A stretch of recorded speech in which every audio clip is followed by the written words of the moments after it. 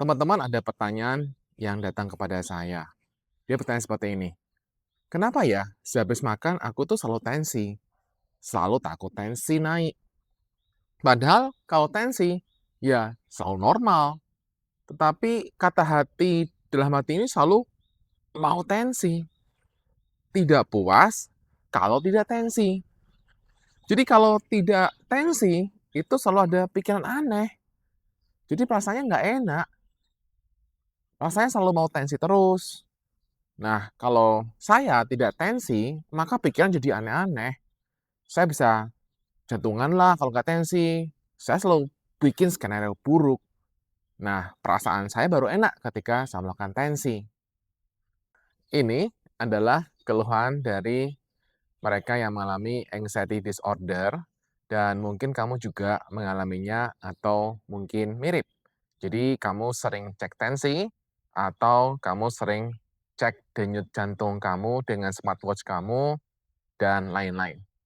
Nah, yuk kalau kamu ngalami ini kita bahas supaya kamu bisa lebih baik.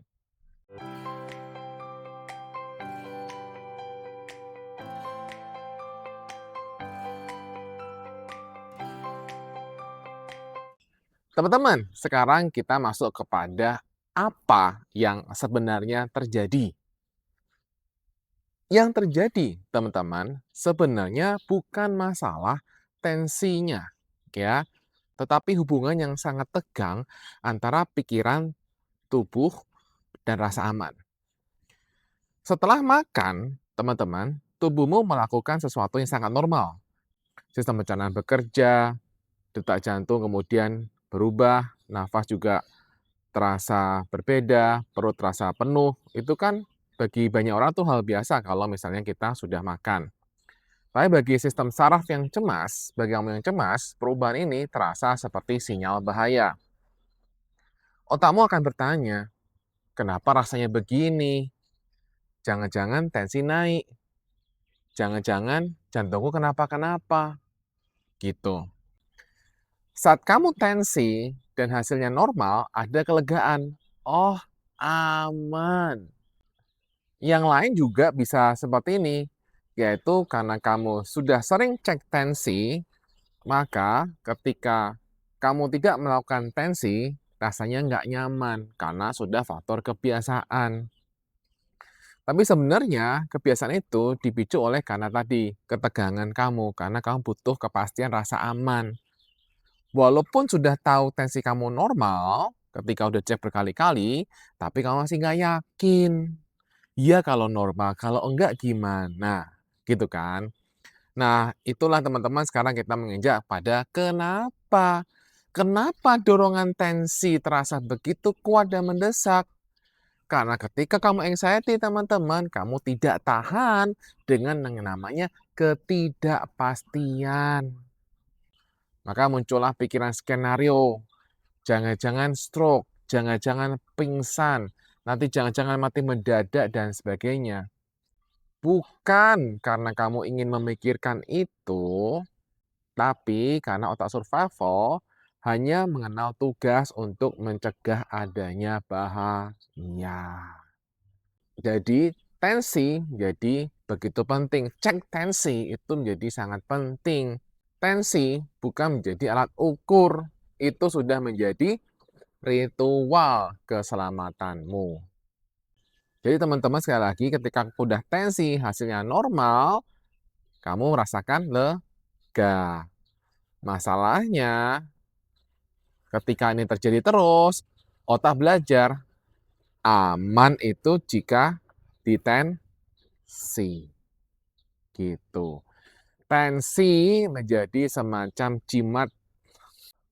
Jadi setiap kali kamu melakukannya, kamu lega, jadi kamu mulai punya pemahaman apa? Kalau mau aman harus tensi.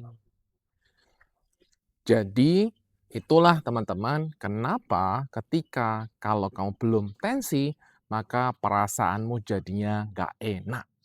Pikiranmu jadi liar kemana-mana dan tubuhmu jadinya gelisah. Bukan karena kamu lemah, tapi karena otakmu sedang terlatih dalam pola.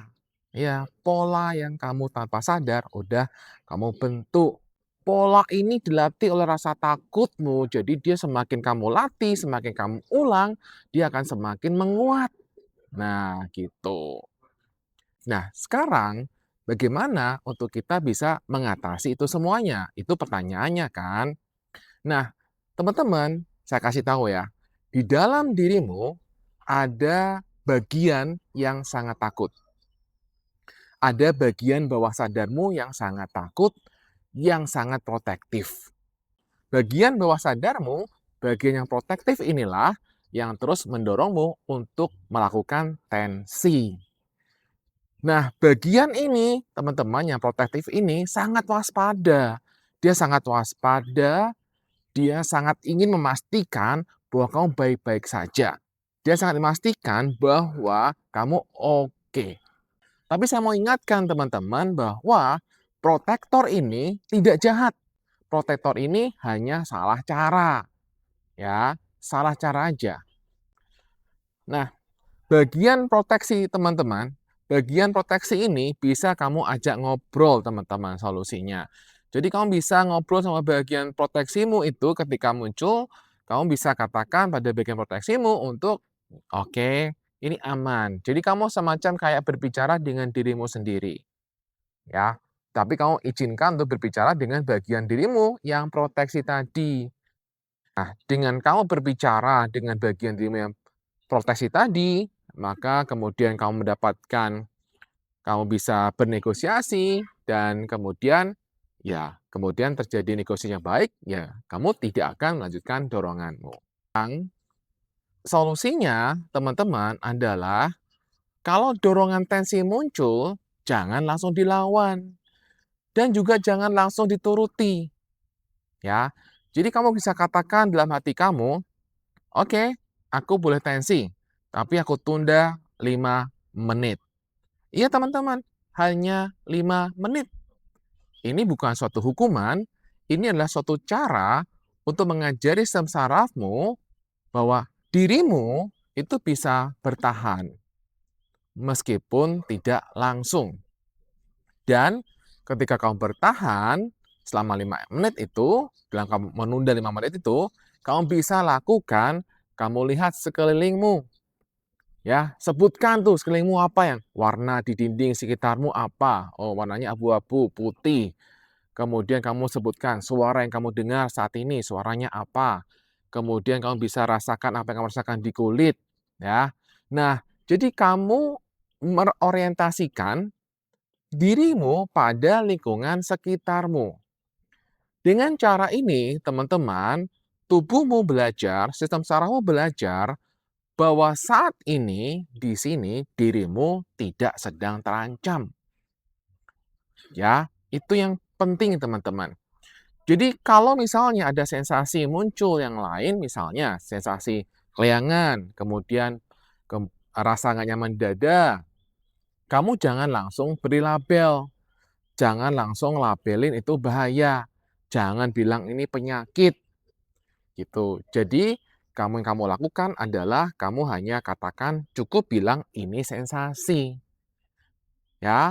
Dan kemudian kamu bisa juga arahkan perhatianmu ke kaki, ke kursi yang menopang punggungmu, ke lantai yang menahan tubuhmu. Dan kamu tidak perlu berusaha menghilangkan apapun, cukup biarkan saja sensasi itu muncul dan kamu akan jauh lebih baik. Jadi tujuanmu teman-teman bukan berhenti untuk cemas. Tujuanmu adalah kamu untuk berhenti takut pada kecemasanmu. Oke? Dan setiap kali kamu lakukan ini, kamu berhasil menunda tensi dengan cara yang tadi barusan kita bahas, dan kamu bisa tunda, maka sistem sarafmu itu mulai belajar ulang. Oh, aku baik-baik saja. Oh, aku aman-aman saja. Aku aman meskipun aku nggak tensi. Nah, gitu.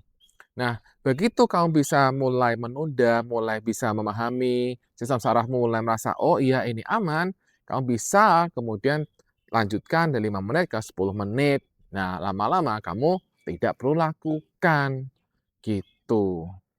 Jadi itu yang perlu kamu lakukan teman-teman ketika rasa itu muncul, ketika dorongan itu mulai hadir, ya. Dan tentu proses ini tidak instan, ya. Proses ini tidak instan dan itu nggak apa-apa.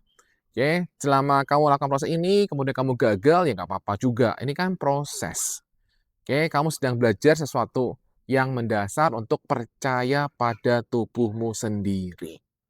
Jadi kalau sekarang misalnya targetnya dari 5 menit, kamu hanya bisa misalnya tunda 1 menit, ya nggak apa-apa. Namanya juga proses belajar. Jadi, teman-teman, walaupun misalnya kamu sudah coba lakukan ini dan kamu masih belum bisa melakukan, itu bukan kemunduran, itu bukan suatu kesalahan. Yang penting adalah bahwa kamu tidak terus memusuhi dirimu. Mari kita mengedukasi sistem saraf kita untuk aman, untuk merasa bahwa ini aman. Sistem saraf yang selama ini belajar untuk takut, kita mulai belajarin dia untuk mulai belajar aman, gitu. Nah, itu teman-teman. Nah, semoga teman-teman video singkat ini bisa bermanfaat untuk kamu semuanya, sehingga ketika kamu sekarang sering cek apapun, cek tensi, cek apapun yang sering kamu lakukan, kamu tidak melakukannya lagi. Karena ketika kamu tidak melakukannya lagi, atau kamu semakin jarang melakukannya, kamu akan semakin lebih tenang, kamu akan semakin lebih nyaman, dan kamu akan semakin lebih baik. Nah, silakan kamu lakukan saja. Semoga apa yang saya bahas bisa bermanfaat untuk kamu semuanya. Salam bye-bye cemas.